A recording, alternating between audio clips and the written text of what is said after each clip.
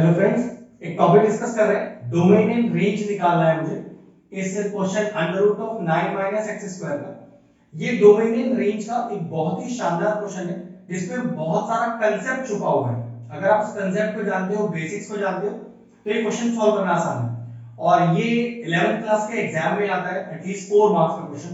बिल्कुल बेसिक से एक एक चीज बताऊंगा और इस क्वेश्चन को करने के बाद फिर इससे जुड़े या इससे ज्यादा टफ क्वेश्चन को आप इजीली कर पाओगे। अब सबसे पहले जानते हैं कि डोमेन और रेंज होता क्या है। सबसे पहले डोमेन जानते हैं क्योंकि वही आपको सबसे पहले निकालना सिखा रहे हैं। तो मैंने क्या किया, अपने क्वेश्चन को किसी टर्म से डिनोट किया, जैसे एफ एक्स या वाई भी ले सकते हैं। ठीक है, ध्यान रखिएगा, f x is equal to ऐसे वाई लिखकर भी आप क्वेश्चन को डिनोट कर सकते हैं। तो जो मुझे क्वेश्चन किया मैंने उसे मैंने एफ एक्स से डिनोट किया या वाई से, ये एक ही बात होता है, ध्यान रखिएगा। ठीक, नाउ इस क्वेश्चन में डोमेन क्या चीज है? डोमेन का मतलब होता है कि मैं यहां क्वेश्चन में x की ऐसी कौन कौन सी वैल्यू डाल सकता हूं। जी हां, सारी वैल्यू बतानी पड़ेगी कौन कौन सी, कि यहां पर मैं क्वेश्चन में x की ऐसी कौन कौन सी वैल्यूज डाल सकता हूं कि मेरा fx वैलिड रहे। ठीक है, वैलिड रहे, बताता हूं क्या है। मान लो मैंने आपसे कहा कि x की जगह ना 4 डाल दो। जरा ध्यान से देखो, ये वैलिड का मतलब समझ में आ जाएगा आपको। x की जगह 4 डाल दो, तो अगर मैं x की जगह 4 डालता हूं तो देखिए कितना आएगा, 9 माइनस 4 का स्क्वायर 16, और रूट के अंदर कितना आ गया, रूट के अंदर -7 आ गया। अब ये तो हम जानते हैं कि रूट के अंदर नेगेटिव साइन एक नॉन रियल क्वांटिटी है। इसका मतलब आप इस क्वेश्चन में x की जगह 4 नहीं डाल पा रहे हो क्योंकि y या फिर fx आपका वैलिड वैल्यू नहीं आ रही है।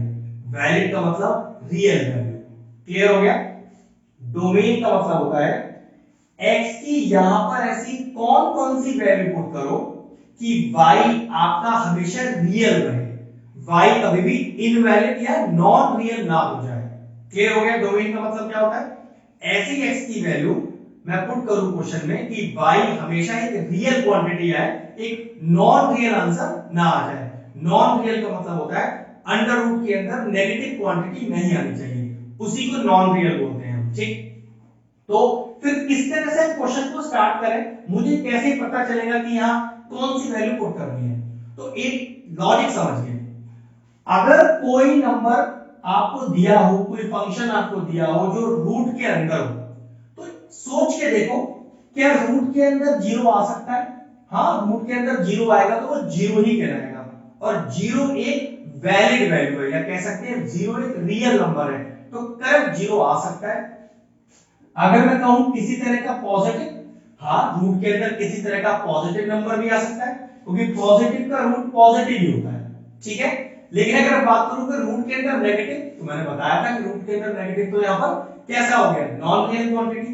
तो एक बात कंफर्म हो गई कि क्वेश्चन में अगर रूट लिखा है, ध्यान समझिएगा, क्वेश्चन के अंदर अगर रूट लिखा है तो वो रूट की वैल्यू या तो जीरो हो सकती है या तो जीरो से बड़ी हो सकती है, क्योंकि जीरो से बड़ी वैल्यू ही पॉजिटिव वैल्यू होती है।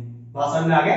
तो कह सकते हैं कि ये जो क्वेश्चन मुझे दिया है उसमें डोमेन एक ही तरीके से निकल सकता है। कब? जब ये पूरी क्वांटिटी या तो जीरो ही हो जाए या जीरो से बड़ी हो जाए। तो लिखने का तरीका होता है फॉर डोमेन, मतलब मुझे अगर डोमेन निकालना है तो ये जो मेरा एफ एक्स है या तो ये जीरो के बराबर होगा या तो जीरो से बड़ा होगा, तभी मेरा डोमेन निकलेगा, क्योंकि जीरो से छोटा तो हो नहीं सकता वरना नेगेटिव आ जाएगा वैल्यू। क्लियर? वो भी रूट के अंदर नेगेटिव, ध्यान रखिएगा। तो चलिए, मैंने अपने क्वेश्चन को greater than equal to zero रख दिया। अब सबसे पहले इसका रूट हटाइए, स्क्वायरिंग ऑन बोथ साइड्स करते हैं। तो चलिए स्क्वायरिंग कर देते हैं। ये देखिए मैंने स्क्वायरिंग कर दिया। अब इस प्लस 9 को उधर लेके जाइए, तो ये कितना हो गया चेक करिए, -9 हो गया। वैसे दोनों साइड माइनस आ गया तो ये तो कंफर्म है कि माइनस तो हटेगा, लेकिन इनइक्वालिटीज का नियम होता है कि अगर x वाली साइड से माइनस हटता है तो ये इनइक्वालिटी रिवर्स हो जाता है। अगर लेस देन है तो ग्रेटर देन हो जाएगा, ग्रेटर देन है तो लेस देन हो जाएगा। तो देखिए क्या हो गया, x square less than equal to 9। Minus दोनों साइड से हटा, लेकिन अगर x से हटा तो फिर इनइक्वालिटी को रिवर्स होना है। चलिए यहां से स्क्वायर हटाइए, तो ये हो गया अंडर रूट ऑफ 9, और अंडर रूट ऑफ 9 को क्या लिख सकते हैं, हम लिख सकते हैं x छोटा है या बराबर है प्लस माइनस 3 के। अब इसको अगर मैं डायरेक्टली लिख के दिखाऊं तो ऐसे लिखते हैं, x बड़ा है और बराबर है माइनस 3 के, छोटा है और बराबर है 3 के। इसको लिखने का यही पैटर्न होता है। एक तरह से x का डोमेन आ गया, मतलब x की वो क्वांटिटीज आ गई जिससे आपका fx कभी भी नॉन रियल वैल्यू नहीं देगा। करके देख लो, -3 से लेकर 3 तक के बीच की कोई भी वैल्यू डाल लो आप यहां पर, कभी भी आपके पास आंसर नॉन रियल नहीं आएगा, मतलब आपका जो रूट के अंदर नेगेटिव साइन नहीं आएगा। इसके अलावा अगर आपने और कोई डाली, इसको छोड़कर अगर कोई और वैल्यू डाली, तो याद रखिएगा नॉन रियल ही आएगा। एक तरह से डोमेन आ गया, मतलब x की वो सारी वैल्यूज आ गई। इसको ऐसे ही लिखा जाता है, ध्यान रखिएगा। आगे डोमेन, अब बारी है रेंज की। रेंज क्या होता है, आपने क्या किया, डोमेन डाल दिया, सारे डोमेन डाल दिए।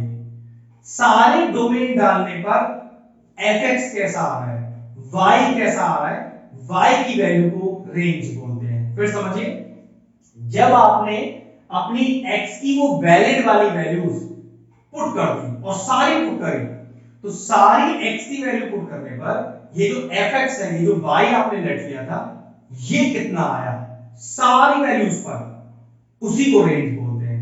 तो इसको निकालने का प्रॉपर लिखने का तरीका क्या है वो देखते हैं। अगर आपको रेंज निकालना है तो तरीका तो मैंने आपको बता दिया, लॉजिक तो मैंने आपको बता दिया कि रेंज बोलते किसको है, लेकिन इसको निकालने का तरीका क्या है। सबसे पहले इस क्वेश्चन को जो आपने लेट लिया था उसको वापस लिखिए इस तरह से, स्क्वायरिंग ऑन बोथ साइड्स करके x की वैल्यू निकालिए।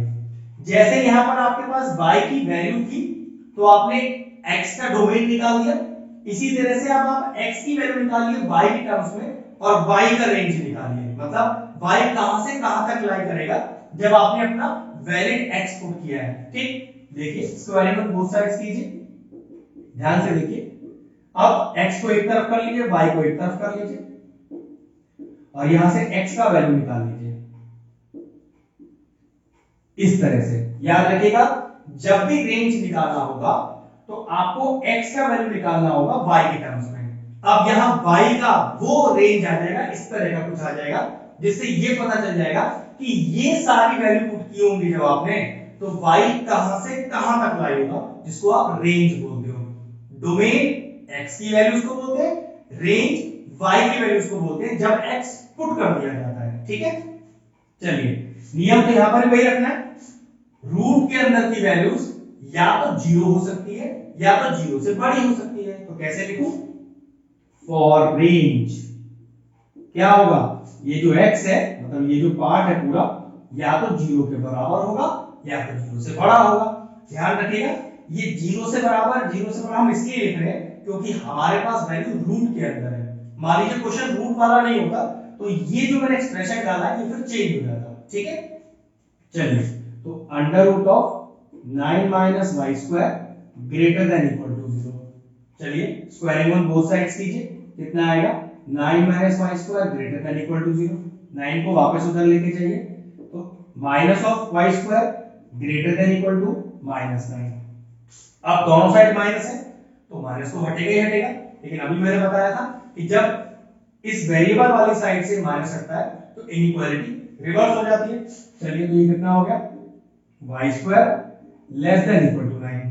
फिर यहां से y का वैल्यू निकालिए अंडर रूट 9 और यहां से कितना वैल्यू आ जाएगा +-3।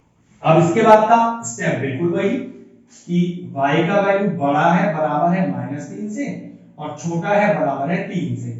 लेकिन ये आंसर मेरा गलत है, 100% करेक्ट नहीं है। इसका रीजन देता हूं क्यों। ये बात तो मुझे पता है कि जब मैंने ये सारी वैल्यूज डाली होंगी तो मेरे पे यही सारी वैल्यूज आनी चाहिए। ये तो नियम है कि जब आप x पुट करोगे तब आपके पास y आएगा। तो इसका मतलब ये है कि मैं x की वैल्यू -3 से लेके 3 तक कुछ भी पुट कर सकता हूं। मेरे पास वैल्यू y जब आ रहा होगा तो -3 से 3 तक ही आना चाहिए। चलिए चेक करते हैं। सबसे पहले मैं x की जगह -3 डाल के दिखाता हूं। तो जब मैं x की वैल्यू -3 डालूंगा तो बात कंफर्म है कि पहली y की वैल्यू -3 आनी चाहिए।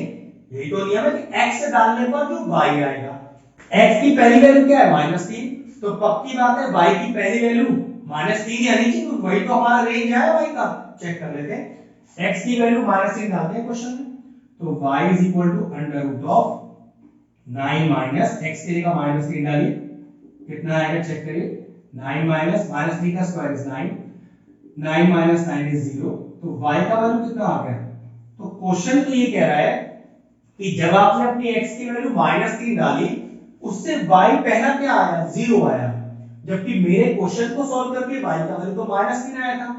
इसका मतलब ये हुआ, अगर मैं नंबर लाइन को प्लॉट करूं तो चेक करो, ये 0 -1 -2 -3 1 2 3, जवाब तो ये है कि -3 डालने पर पहली वैल्यू 0 आ रही है, ये वाली, और जबकि सॉल्व करने पर y की पहली वैल्यू क्या आई है, -3, तो पक्की बात जब वैल्यू 0 आई पहली, तो आप -3 कैसे लिखोगे। तो जवाब क्या हुआ कि जब मैं अपनी x की वैल्यू डाल रहा हूं, तब मेरा y कहां से आएगा, सबसे पहला 0 आएगा, मतलब नेगेटिव वैल्यू नहीं आ सकती। तो मुझे क्या लिखना है इसके बाद, मुझे लिखना है here y can not be, negative value नहीं आ सकती, क्योंकि ये बात मैं चेक कर चुका हूं कि ये x की वैल्यू डालने पर मेरी y की वैल्यू 0 से स्टार्ट हो रही है, और 0 से स्टार्ट हो रही है मतलब नेगेटिव वैल्यू नहीं आ सकती है। तो लिखोगे here y can not be negative, y की सबसे पहले वैल्यू क्या आएगी, 0, और कहां तक, वो 3 तक आएगी, तो y greater than equal to 0 less than 3, तो ये आ गया डोमेन और ये आपका आ गया रेंज। अब इसका रिप्रेजेंटेशन अगर आपको ब्रैकेट फॉर्म में लिखना है, तो देखो डोमेन के लिए कैसे लिखेंगे, x बिलोंग्स टू, क्योंकि दोनों में इक्वल लग रहा है तो दोनों साइड लगेगा क्लोज ब्रैकेट, और ये हो गया -3 से 3। अगर रेंज को इसी तरह से आप ब्रैकेट फॉर्म में लिखना चाहते हो, तो दोनों साइड इक्वल लग रहा है, तो ये तो कंफर्म है कि क्लोज ब्रैकेट आएगा, और 0 से 3, आप जिस फॉर्म में चाहो लिख सकते हो। बस ध्यान रखना कि आपका आंसर y का -3 से 3 आएगा, फिर आपको लिखना है कि y की वैल्यू नेगेटिव नहीं हो पाएगी, क्योंकि x की पहली -3 डालने पर पहली वैल्यू -3 नहीं 0 आ रही है, और अगर y की वैल्यू 0 से आगे आएगी तो पक्की बात पॉजिटिव होगी, y नेगेटिव हो नहीं सकता। इसलिए रेंज हुआ आपका 0 से लेकर 3 और डोमेन हुआ -3 से 3। क्वेश्चन फिनिश हुआ।